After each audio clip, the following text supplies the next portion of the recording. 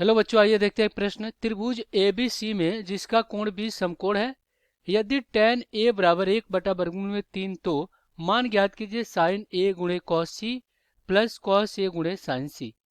तो हम क्या करेंगे, यहाँ पे मुख्य अवधारणा लिखेंगे। मुख्य अवधारणा, तो ये क्या होगा इस प्रश्न के लिए? तो देखिए यहाँ पे tan A दिया गया 1/वर्गमूल में 3। तो हमें पता है कि tan A बराबर 1/वर्गमूल में 3 है। tan बराबर क्या होता है? लंब और बटा में आधार होता है, ये होता है। तो देखिए समकोण त्रिभुज अगर हम बनाते हैं, ये आपका क्या है, एक समकोण त्रिभुज। ये हो गया आपका समकोण त्रिभुज। तो देखिए ये क्या आपका A है और ये B है, जो कि ये क्या हो रहा है, 90 अंश का कोण बना रहा है, और ये क्या है, C है।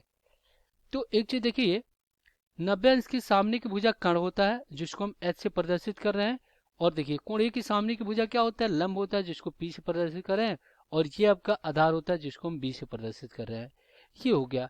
अब देखिए हमें क्या दे दिया गया, लंब दे दिया गया है। लंब कितना दिया गया है, ये दिया गया 1K। और यहाँ पे आधार कितना दिया गया है, वर्गमूल में 3K दे दिया गया है। अब हमें क्या करना है, कर्ण ज्ञात करना है। तो इसके लिए हम पाइथागोरस प्रमेय का प्रयोग करेंगे। तो इसके लिए हम क्या करेंगे, पाइथागोरस प्रमेय का प्रयोग करेंगे। तो यहाँ पे लिखेंगे पाइथागोरस प्रमेय। ये क्या होता है, ये होता है कर्ण का वर्ग बराबर लंब का वर्ग, और प्लस आपका क्या होता है, आधार का वर्ग होता है, ये होता है। तो अब हम क्या करेंगे, दिए गए प्रश्नों को हल कर लेंगे। तो चलिए यहाँ पे देखिए, कर्ण का वर्ग यानी कि h का वर्ग बराबर क्या हो जाएगा, लंब का वर्ग। लंब कितना आया, 1K, तो ये हो जाएगा 1K का वर्ग। और प्लस यहाँ पे क्या हो जाएगा, वर्गमूल में 3K का वर्ग हो जाएगा। तो यहाँ से h बराबर क्या हो जाएगा, वर्गमूल में देखिए ये हो जाएगा k का वर्ग, और वर्ग से वर्गमूल हटेगा 3K का वर्ग, यानी कि क्या हो जाएगा, यानी कि ये हो जाएगा 4K का वर्ग। तो यहाँ से h बराबर क्या हो जाएगा, वर्गमूल में 2K और इसका वर्ग हो जाएगा। तो वर्ग से वर्गमूल हटेगा, तो यहाँ से k का मान h का मान कितना आ जाएगा, 2K आ जाएगा। ये हमें क्या मिल गया, h का मान मिल गया। अब यहाँ पे ये तो हमें क्या मिल गया, 2K मिल गया। अब देखिए हम क्या करेंगे, साइन A cos C निकालेंगे और cos A sin C। तो पहले हम क्या करते हैं, साइन A निकालते हैं। तो साइन बराबर क्या होता है, लंब बटा कर्ण होता है। तो लंब कितना है आपका BC, और कर्ण कितना है आपका AC।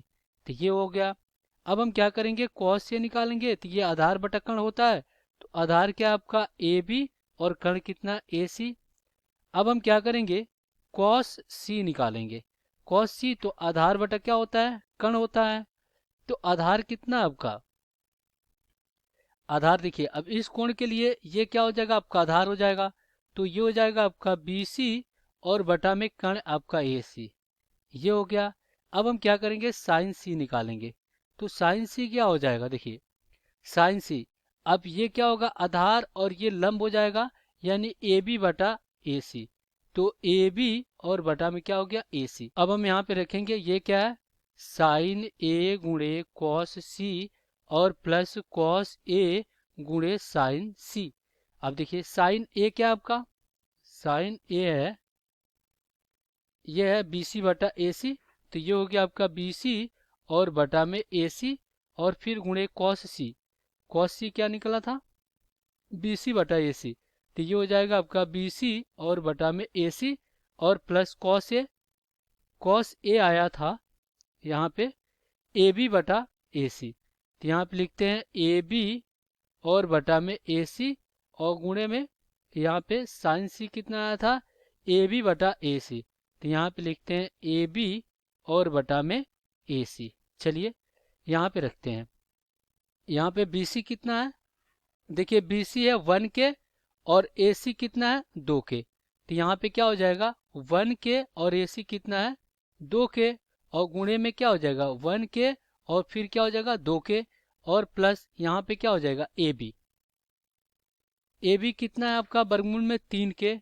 तो ये हो जाएगा वर्गमूल में 3K और बटा में 2K, और फिर गुणे में वर्गमूल में 3K और बटा में 2K। देखिए K से K, K से K कट गया, K से K कट गया, और K से K कट गया। तो यहाँ पे 1/2 गुणे 1/2 और प्लस वर्गमूल में 3/2 गुणे वर्गमूल में 3 और बटा में 2। तो ये कितना हो गया 1/4 और प्लस वर्गमूल में 3 गुणा वर्गमूल में 3, 3 के बराबर, और ये हो जाएगा 2 दूना का 4। तो अगर हम क्या करते हैं लघुत्तम लेते हैं 4 का, तो 1 प्लस कितना हो जाएगा 3 हो जाएगा। तो इस प्रकार कितना आ गया, ये आ गया 4 और बटा में 4, ये कट गया, कितना आ गया 1। तो 1 क्या हो जाएगा आपका उत्तर। आशा करते हैं बच्चों ये प्रश्न आपको समझ में आया होगा। धन्यवाद।